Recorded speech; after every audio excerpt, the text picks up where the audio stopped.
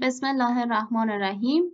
فیزیک دهم تجربی فصل اول مبحث چگالی.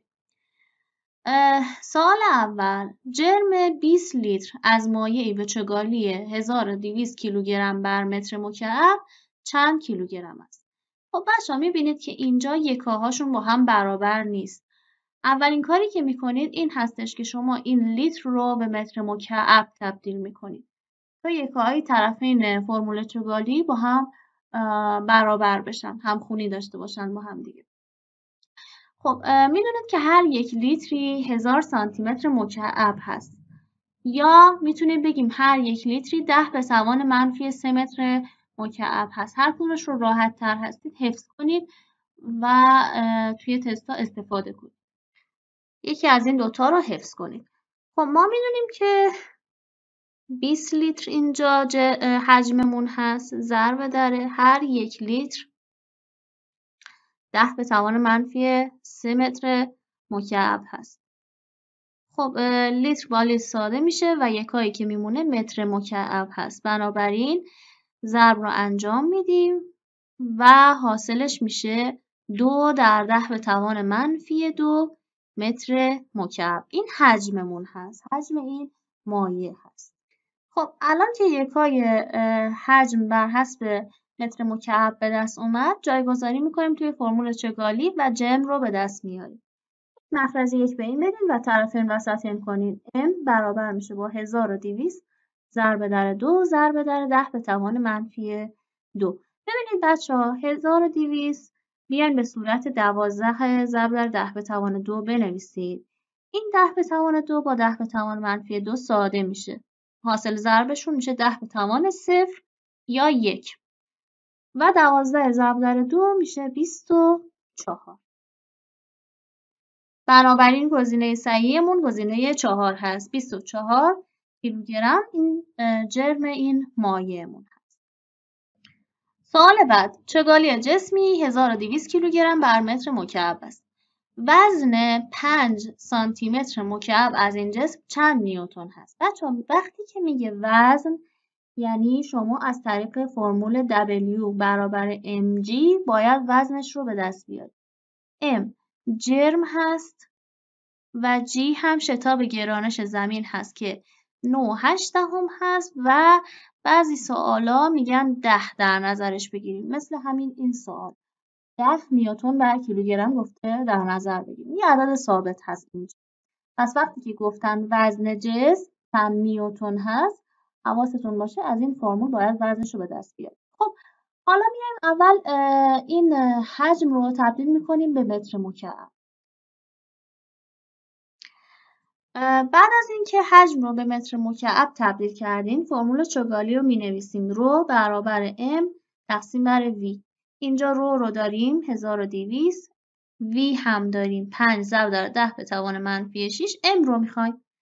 m یه طرفین وسطین انجام میدیم و میشه 1200 ضرب در 5 ضرب در 10 به توان منفی 6 که اگر این ضرب رو شما انجامش بدین حاصلش میشه 6 در 10 به توان منفی 3 کیلوگرم. خب اما سوال چی ازمون خواسته بود؟ وزن رو خواسته بود. وزن بچه‌ها گفتم از فرمول W برابر mg به دست میاریم که میشه 6 در 10 به توان منفی 3 در 10. اون گفته g رو 10 بگیریم و جوابش میشه 600 یا 6 در 10 به توان منفی 2 که جوابش میگردیم ببینیم توی گزینه ها کدوم گزینه میشه. میشه گزینه 3. 600 نیوتن وزن این جسممون هست. سوال بعد، اگر چگالی فلزی 8400 کیلوگرم بر متر مکعب باشد، جرم شمشی از آن فلز به ابعاد 5 در 10 در 20 چند کیلوگرم هست؟ ببینید بچه‌ها اینجا ابعاد رو بهتون داده. شما از طریق ابعاد میتونید حجم رو به دست بیارید.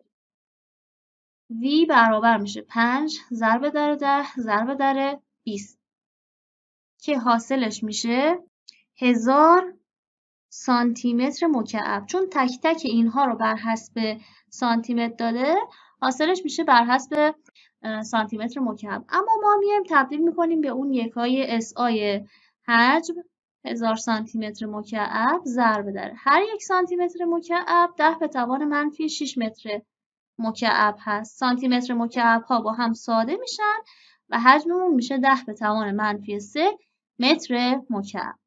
اما جرم رو میخوایم.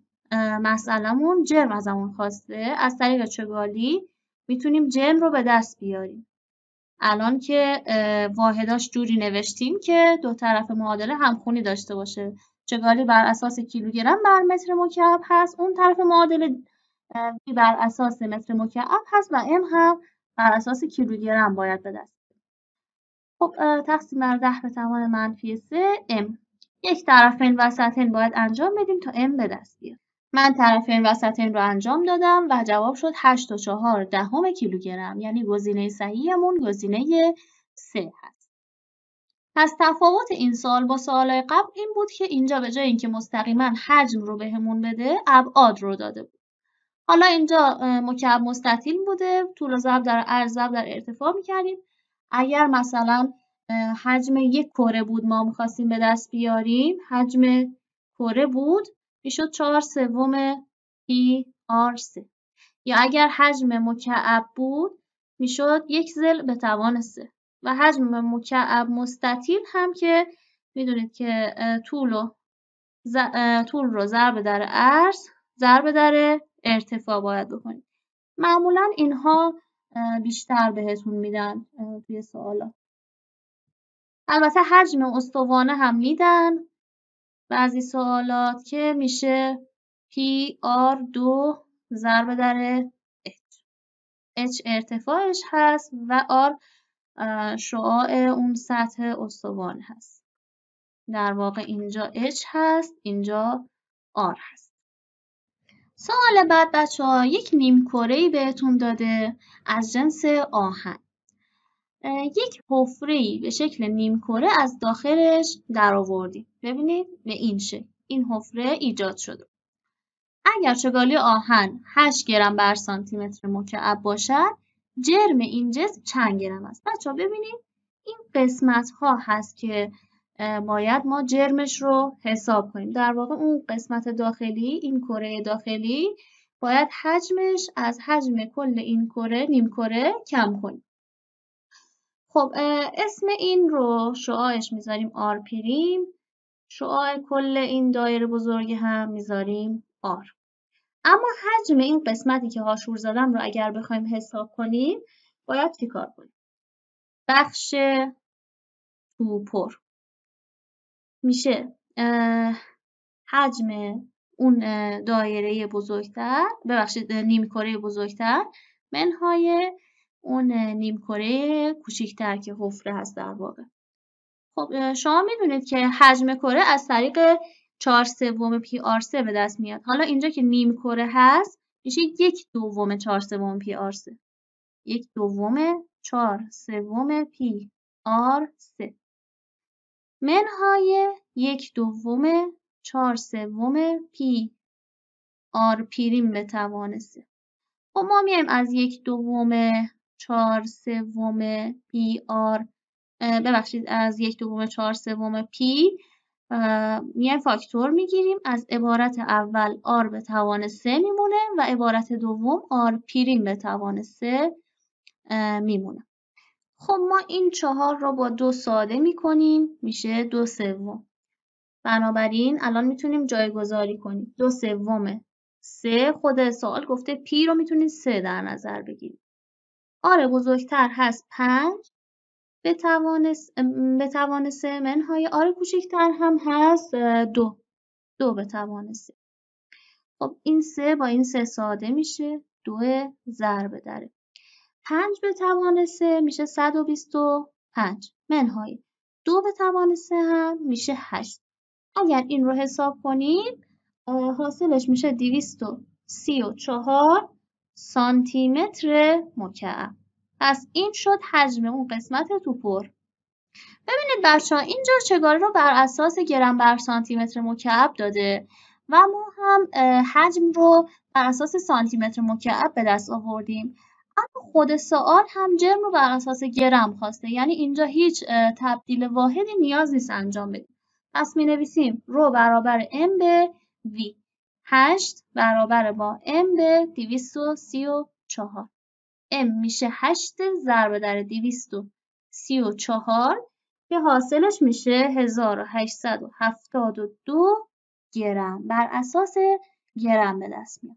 خب نگاه کنیم ببینیم توی گزینه ها کدوم گزینه هست. گزینه 2 میشه گزینه صحیح. نسبت چگالی آهن به چگالی جسمی 1/3 است. حجم 540 گرم از این جسم چند سانتی متر مکعب هست؟ ببینید بچه‌ها اینجا حجم رو بر اساس سانتی متر مکعب خواسته و جرم رو بر اساس گرم داده. پس بهتر هست که ما چگالی هم بر اساس گرم بر سانتی متر مکعب بنویسیم که اینها یکاهاشون با همدیگه در واقع همخونی داشته باشه. اما این چگالی جسم رو از کجا بیاریم؟ خود سوال گفته که نسبت چگالی آهن به چگالی جسم 1/3 هست و چگالی آهن هم بهمون داده. پس ما میتونیم با یه نسبت و تناسب این چگالی جسم رو به دست بیاریم. من چگالی آهن رو بر اساس گرم بر سانتی متر مکعب نوشتم و روی آهن به روی جسم میشه 1/3. رو آهن 7/8 تقسیم بر روی جسم برابر 1/3 میشه.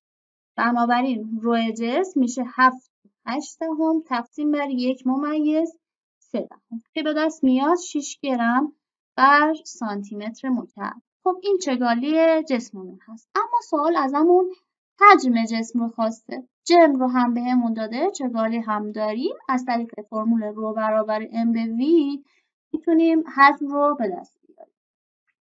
خب جایگذاری ها رو انجام میدیم. v برابر میشه با 540 تقسیم بر 6 که حاصلش میشه 90 سانتی متر مکعب.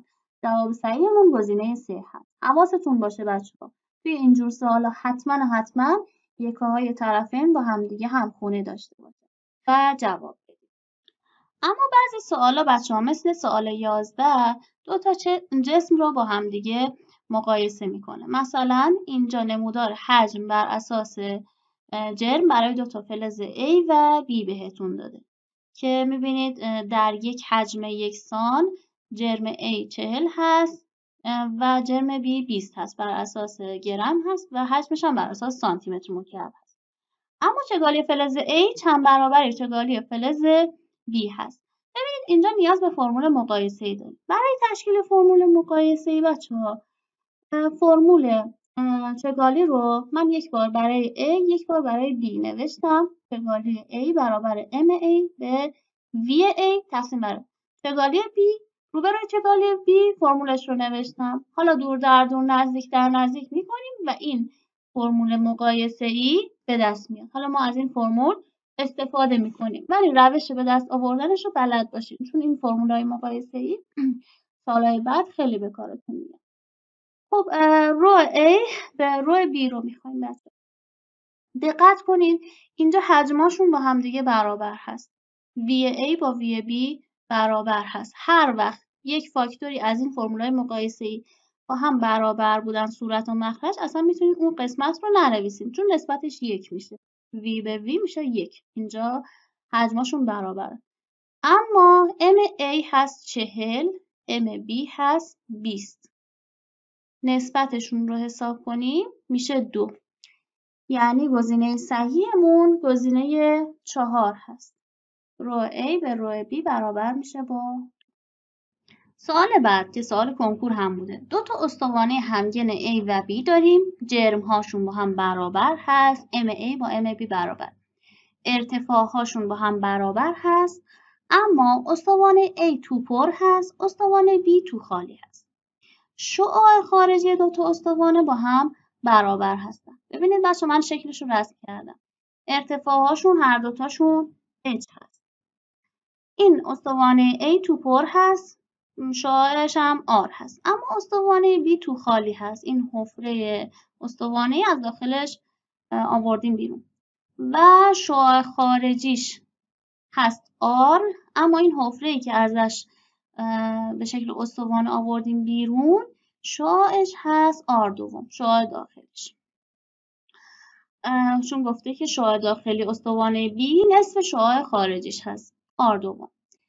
چگالی A چند برابر چگالی B هست. خب بچه‌ها اینجا جرم A با جرم B با هم برابرن. رو هم که برابر M به V میشه. جرم ها که برابرن، پس چیزی که اینجا تفاوت ایجاد میکنه حجم هست. ما باید حجم تک تکش رو به دست بیاریم. خب حجم این یکی که میشه PR2H. این خیلی راحت حساب میشه. اما این قسمت توپر، این قسمت های خارجیش هست دیگه، قسمت توپرش میشه وی کلش منهای وی پریم برابر میشه با PR2H منهای PR دوم به توان 2 ضرب در H. از یک PH فاکتور میگیریم. عبارت اول میمونه R2، عبارت دوم R2 چهارم. من ادامش رو اینجا می نویسم. P ضرب در H، اگر یک مخرج 4 به این بدیم 4 چهارم میشه 3 چهارم R2. این میشه حجم استوانه B. و حجم استوانه A هم که به دست آورد. مقایسه ای استفاده میکنیم. جرم ها با هم برابرن. حاصل این کسر میشه 1. اما وی B هست 3 چهارم PR2H، وی A هست PR2H. و اینها از بالا و پایین ساده میشن. چیزی که میمونه 3 چهارم هست. پس جواب مسئلمون نسبت چگالی A به چگالی B میشه 3. سوال 13. درون استوانه مدرجی آب وجود دارد. گلوله توپری به جرم 42 گرم را داخل آب میاندازیم. سطح آب از 50 سانتی متر مکعب به 54 سانتی متر مکعب میرسه. چگالی گلوله رو میخوایم. ببینید این استوانه مدرجمون بوده. اول 50 سانتی متر مکعب بوده. بعد که این جسم رو انداختیم داخلش، این گلوله توپر رو انداختیم داخلش، حجمش شده 54 سانتی متر مکعب. بنابراین حجم گلوله هست اختلاف این دو عدد 54 منهای 50 سانتی متر مکعب که میشه 4 سانتی متر مکعب. این میشه حجم گلولم. اما سوال ازمون چی خواسته؟ سوال چگالی رو خواسته بر حسب گرم بر سانتی متر مکعب. فرمول چگالی رو می نویسیم. جرم بر حسب گرم هست و حجم هم بر حسب سانتی متر مکعب هست. بنابراین ما نیاز به هیچ تبدیل یکایی اینجا نداریم. و حاصل میشه 10.5 گرم بر سانتی متر مکعب. یعنی جواب صحیحمون گزینه 2 هست. بعضی سوالا مثلا 2 تا یا چند تا جسم رو با هم مخلوط میکنن و میگن چگالی مخلوط رو به دست بیاریم. خب ما بسته به حالتهای مختلف مسئله میتونیم از یکی از این 3 تا فرمول استفاده کنیم.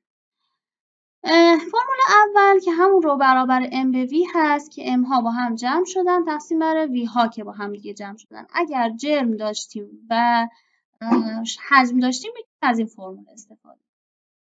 اما فرمول دوم برای حالتی هست که حجم بهمون میدن و چگالی بهمون میدن که از فرمول رو برابر M به V M رو به دست میاریم رو V و به جای M های فرمول بالا همش می‌نویسیم رو V. رو 1 V1 به علاوه رو 2 V2 به علاوه غیره تقسیم بر V ها.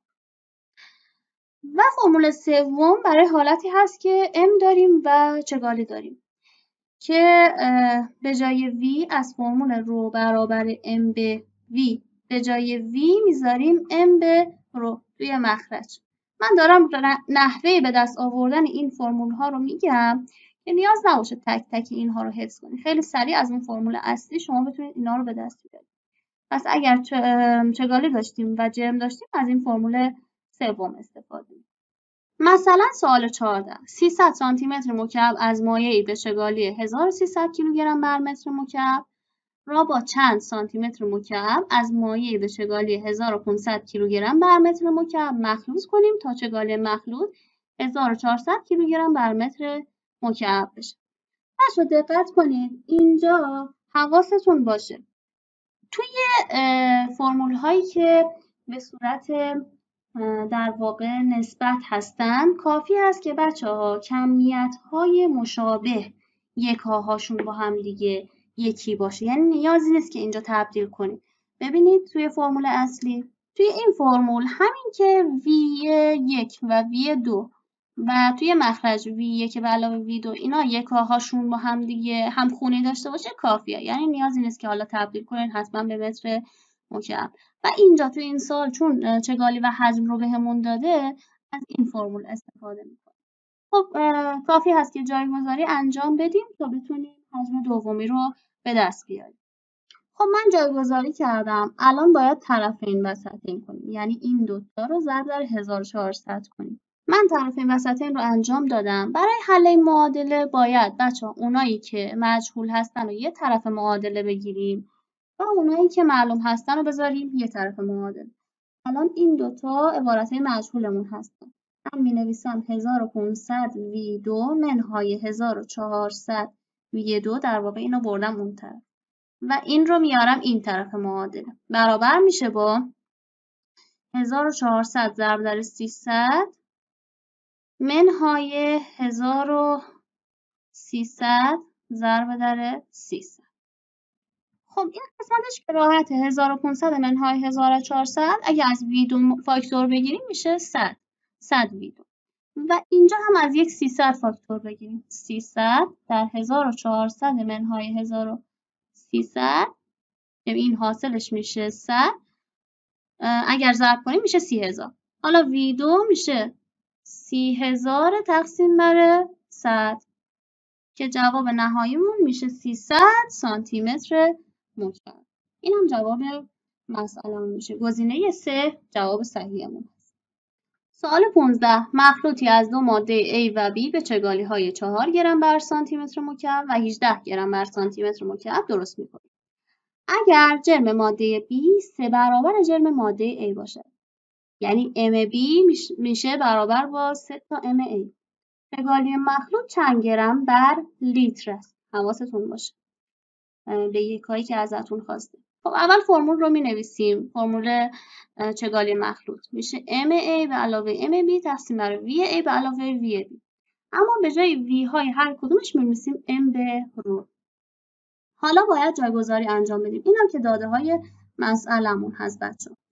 رو برابر میشه با MA به علاوه به جای MB من می‌نویسم 3 تا MA از اینجا می نویسم. خود سوال گفت MA تقسیم بر رو A بچه 4 هست به علاوه MB به جاش می نویسم 3 تا MA تقسیم بر 18.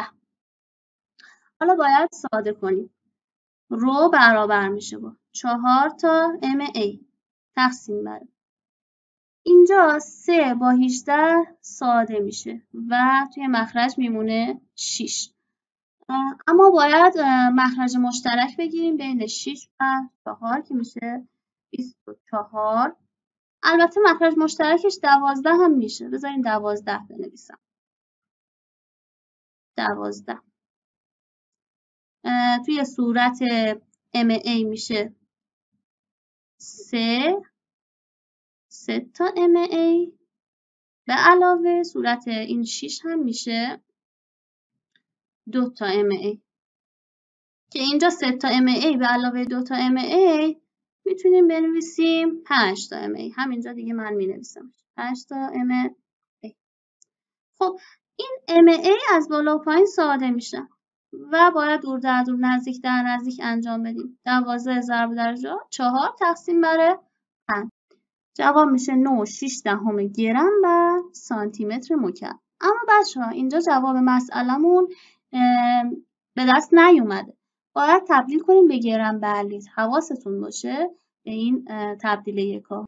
من تبدیل رو انجام دادم. هر یک لیتر 1000 سانتی متر مکعب و اگر ضرب کنیم جوابمون میشه 9600 گرم بر لیتر. پس گزینه صحیحمون گزینه 4. خب اینم از مسائل چگالی. اگر سوالی داشتین میتونید از من بپرسید.